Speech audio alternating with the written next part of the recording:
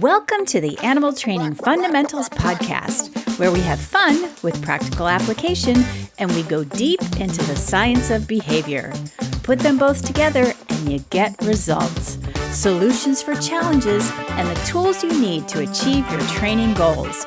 I'm your host, Barbara Heidenreich. Let's talk training. Welcome to the third and final episode of Freeing Crabs from the Bucket, the power of proper attribution. I hope you've enjoyed letting me read to you.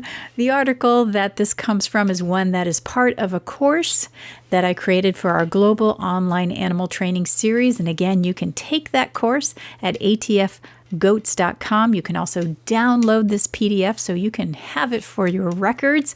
And it showcases the wonderful benefits to our industry when we provide proper attribution. And of course, it does show the dark side as well when there is plagiarism going on. And now in this part 3, we're going to look at how do we give proper attribution. There's actually quite a few distinctions that we need to understand.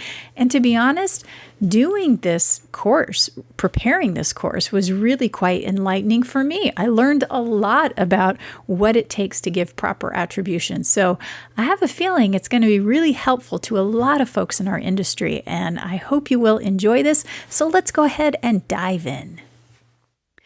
Questions and misconceptions are plentiful regarding what content requires attribution. This has led to many sources of intellectual property being left unrecognized. As mentioned, a general guideline is that if the material was inspired, influenced, or otherwise generated from material not original to the author, it requires proper citation, permission, or license. The following chart, which I will do my best to try to synthesize for you in a podcast, shares some common misconceptions about content and recognizing original source material. So here we go. We're going to try to go over this chart. So, and again, this is all available in a download of a PDF download of what I'm sharing with you here. Just go to atfgoats.com to access this content and get a hard copy of everything that I'm sharing with you right now. So here's a misconception. Not knowing attribution was required makes it excusable. Unfortunately, the truth is, if it is the content creator's responsibility to understand proper attribution. If a reference is absent, the author should be asked to provide it. The content was from, and this is a misconception, the content was from the internet. Therefore, it doesn't require attribution. Oh boy, big old misconception. See the section below on learning how to cite content from the internet properly. And again, we'll get to that.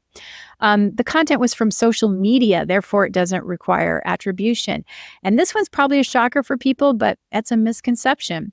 If it's a podcast, popular magazine, blog post, it doesn't require attribution. So again, that's a misconception. Here's another myth. The content was from personal communication. Therefore, maybe it doesn't require attribution. Again, this is a misconception. In fact, we've had a way to give attribution to personal communication well before the internet. The original source of the content is unknown. Again, a misconception. You may have to do extensive research to get to original mentions of material. And a good place to start is looking at references in other literature. The content is very old. So the myth is that maybe that doesn't require attribution. But again, this is a misconception. Even as science evolves, there's material that still stands the test of time. Relevant content that is utilized, even if it is old, should be cited. Here's another misconception. The content is probably public domain. So this requires determining whether something is public domain, which we defined a little bit earlier, meaning that the exclusive rights have expired, been waived, or are not applicable. Here's another misconception. Another source did not provide attribution, therefore it does not require attribution. So that's a misconception. Someone else's mistake is best not modeled. Practice proper attribution moving forward. There are too many ways to cite the content, therefore it doesn't require attribution. So again, a misconception. Just because it has different ways to be cited doesn't mean it can't be cited properly. There are resources to help with that. Photos and videos do not need to be credited or require permission to use. Woo, that's a big misconception and can actually get you in a lot of trouble if you do not cite them properly. And that's coming up a little bit later in the article. The use of materials falls under the category of fair use. So this can be difficult to defend or prove. You can look up some more about that topic. There are 4 factors that you must adhere to avoid litigation when it comes to calling content fair use. And even if it is fair use, you still have to provide proper attribution for the use of the material. The material is licensed under Creative Commons, therefore it can be used freely. Again, this is inaccurate. There are different types of Creative Commons licenses which have different permission conditions. They require attribution to be provided to the original content creator. So again, still attribution is required. And here's another misconception. There are no consequences or accountability for plagiarism, so it doesn't matter. So hopefully you have already learned by what we've covered so far that this is a misconception. This article explains how a lack of proper attribution results in many desired outcomes for both the individual and the industry. Okay, let's get into understanding citations, permissions, and licensing. Whoa, heavy-duty stuff, but important to know. Appropriately crediting intellectual property begins with the awareness of what it means to plagiarize and why it is vital to avoid it.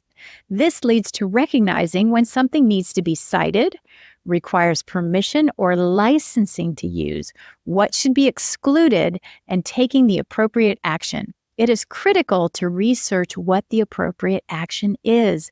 An error can be quite costly. For example, using music, videos, or photos without a proper licensing agreement from the content producer could result in legal and financial fallout. Citation, permission, and licensing are distinct concepts related to using and managing intellectual property. And I'm going to give you a brief explanation. Citation refers to giving credit or acknowledgement to the original source of the information, ideas, or creative works. It's an easy way to recognize and show respect for the contributions of others. Permission involves obtaining explicit approval or consent from the owner or rights holder of the intellectual property before using, reproducing, or distributing that property. It ensures that the user has the legal right to use the intellectual property and helps prevent copyright or other legal issues. Licensing is a formal agreement between the intellectual property owner, the licensor, and another party, the licensee, granting specific rights to use, distribute, or reproduce the intellectual property under certain conditions. It doesn't mean you get to use it all the time, however you feel like it. There's certain terms and conditions. It provides a legal framework for using intellectual property, outlining the terms and limitations of use and often involves payment, royalties or fees to the licensor. Big, heavy stuff there. Important to know the distinction.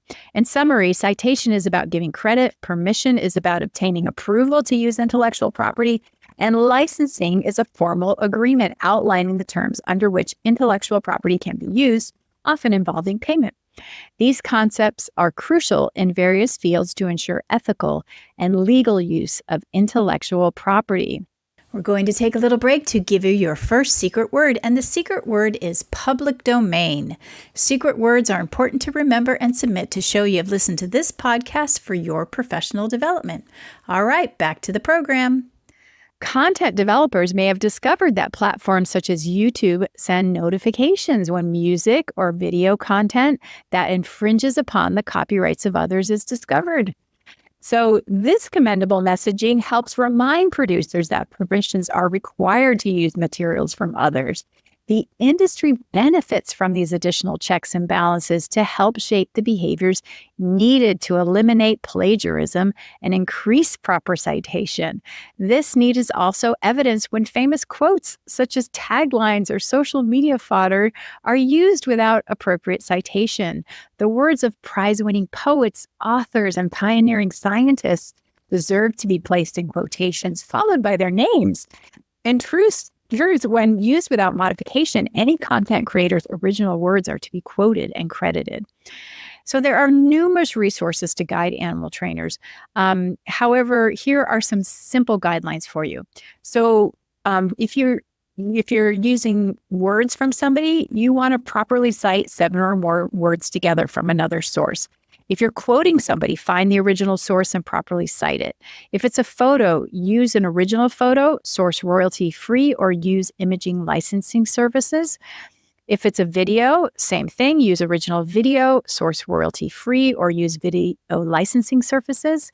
Music, same thing, use original music, source royalty-free music, or use appropriately licensed music. And if it's an idea, find the original source and properly cite it. Time for your second secret word, and the secret word is license. All right, let's get back to the program. Now let's talk about how do you implement attribution. With the awareness that proper attribution is required, ethical, and beneficial, animal trainers are now tasked with implementation. This requires taking responsibility for applying proper credit as needed. So now we're talking behavior. This also includes learning to cite correctly, ask for permission, and license material. It also includes modeling this behavior and encouraging colleagues to do the same. This may include asking colleagues to provide references or explain where they learned something. Information that is passed on to new employees should include from where it was originally sourced. When infractions are observed, they can be addressed with instructions on how to attribute intellectual property correctly, and why it is to the industry's benefit to avoid plagiarism. Before the days of the internet, and since then, it has still been appropriate to cite something learned from a conversation using the words personal communication. This specific citation type is invaluable to the animal training industry due to the emphasis on oral traditions and practical application. Much of what has been accomplished is not committed to a written record to the extent it could be. However, it can still be adequately attributed to its origin. Fortunately, there are resources to help content providers properly cite blogs, YouTube, magazine articles, social media posts, podcasts, conference lectures, webinars, movies, apps, websites, songs, ebooks, personal communications, and much, much more. Citations are not limited to just books and research articles. Essentially, the question of how to properly attribute a resource is easily addressed no matter the resource. And there is a table in the appendix of this PDF that I am reading to you that has links to specific resources for additional guidance. And again, you can go to atfgoats.com to download this PDF with those links to those resources. So here I'm going to share a little history with you, a little story that I think has had some impact for me, and I hope it has impact for you. So the most sampled drum beat in music history is known as the Amen Break from the Winstons' 1969 track, Amen Brother. This brief 7-second long section has been used in more than 6,000 songs across various genres and styles. The drummer, Gregory Coleman, never received any royalties for the use of his work, despite it being used in such prominent artists' work such as Salt and Pepper, NWA, and in the theme song for the animated feature Futurama. Because of its extensive use, this beat is highly recognizable. Nevertheless, most artists or content creators would agree that it does not make it public domain. The original source has been identified. And as sampling pieces of music created by other artists became more prevalent, the music industry recognized that this infringement of intellectual property was unacceptable. licensing was re-examined and new laws were created. In 1989, the Beastie Boys created a groundbreaking album called Paul's Boutique, and that album predominantly relied upon sampling. And they were one of the first to spend an estimated $300,000 purchasing licensing rights to music from other artists to create the historic album. Since then, even stricter laws on licensing music samples have been implemented to protect the intellectual property of those in the music industry. So it's now common practice to credit and compensate artists for sampling their work used to create new audible art. The precedent is there.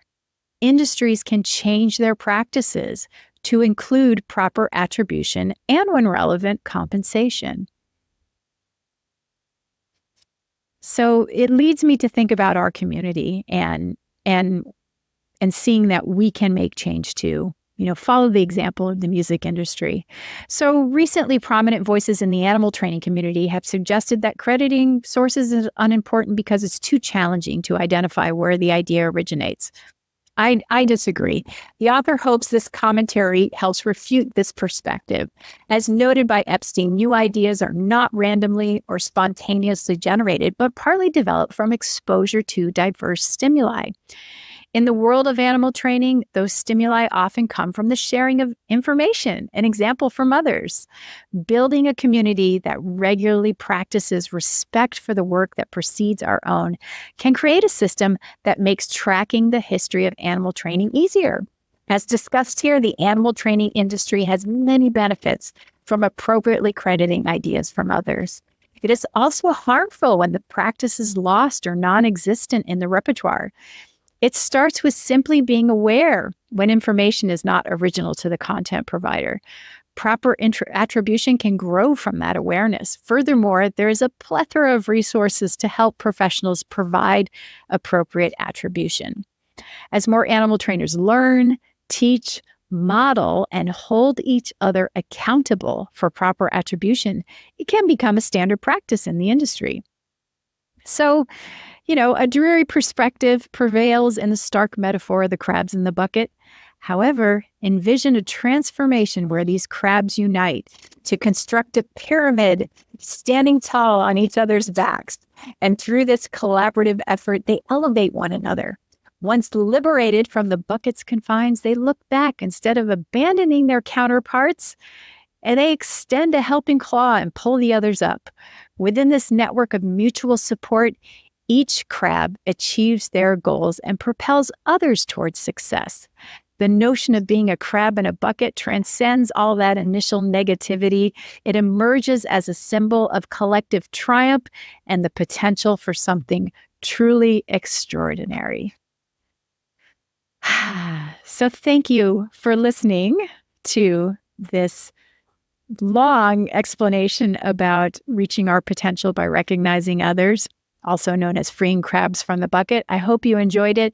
Please visit atfgoats.com to download the PDF. And also, if you'd like to watch the course and the presentation with video examples that dives a little bit deeper into this topic. We did it. We made it through the 3-part series. Thank you so much for listening. You'll have to let me know what you thought of this 3-part series. It was a pretty heavy topic, but something that was pretty important to discuss. So if you like more of this kind of stuff, let me know. If you'd rather have something a little bit different, well, let me know about that too. I look forward to hearing from you, and I look forward to seeing you in the next episode. Take care. If you liked what you heard today, visit animaltrainingfundamentals.com for more quality content on animal training. You'll find courses, community, and extensive video examples from my consulting work around the world. We'd love to have you join our force-free family.